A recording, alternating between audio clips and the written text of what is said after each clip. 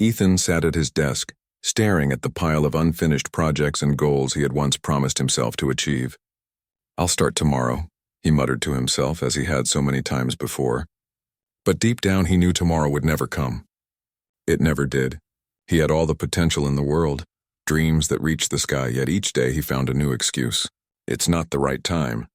I don't have enough experience," or "I'm not ready yet." They were easy to say, comfortable to believe, but they never brought him any closer to where he wanted to be.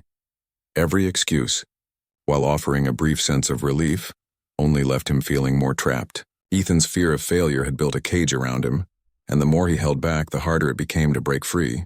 His procrastination wasn't just a bad habit. It was a barrier between him and the life he could have. Each day, he buried his true potential under another reason to wait. As he lay in bed at night, the weight of those excuses grew heavier, and he realized regret was starting to creep in.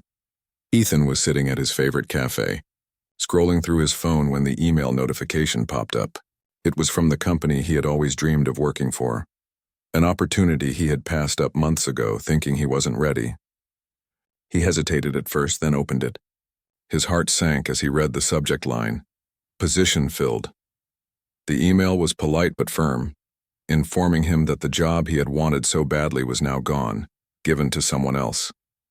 The regret hit him like a wave, crashing over all the excuses he had used to justify his inaction.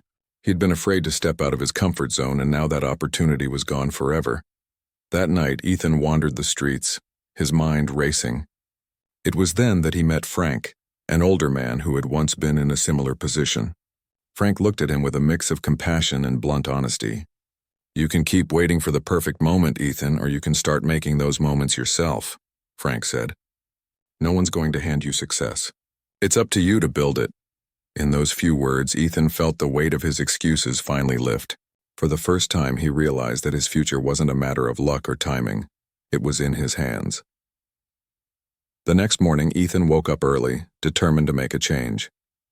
For the first time, he didn't hit the snooze button or convince himself to stay in bed for a few extra hours.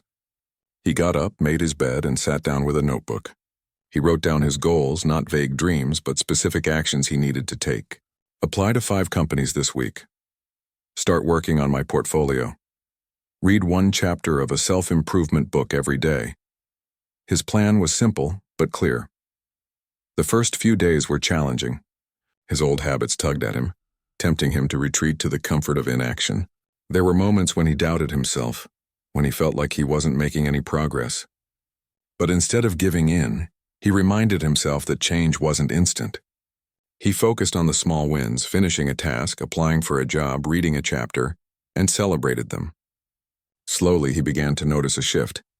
The weight of excuses lifted, and with each passing day, his confidence grew. The cycle of procrastination wasn't broken overnight, but Ethan knew now that persistence, no matter how small the steps, would lead him to the future he wanted. As Ethan's efforts began to show results, a new challenge emerged: fear. With each small success, the stakes grew higher, and the doubts crept in. What if he wasn't good enough? What if he failed again? The fear of rejection, of being judged, of not measuring up began to cloud his mind, especially when he received an interview invitation for a position he truly wanted. His confidence faltered, and for a moment, he considered backing out, convincing himself that he wasn't prepared enough, that he didn't deserve the opportunity. But then, Ethan remembered Frank's words: "Fear is natural, but it shouldn't control you." He paused, took a deep breath, and reframed his thinking. Instead of focusing on what could go wrong, he decided to focus on what he had already accomplished. He had come so far, and one fear wouldn't hold him back. Ethan decided to embrace the fear, to see it as a signal that he was growing. With renewed courage, he stepped into the interview room, his heart pounding but his mind clear. Fear still lingered, but it no longer dictated his actions. It was simply a companion on the path to success. Ethan stood at the window of his new apartment, looking out over the city.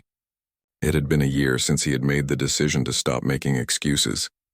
He had applied to countless jobs, built a portfolio that reflected his true potential, and faced every challenge with the resilience he had cultivated.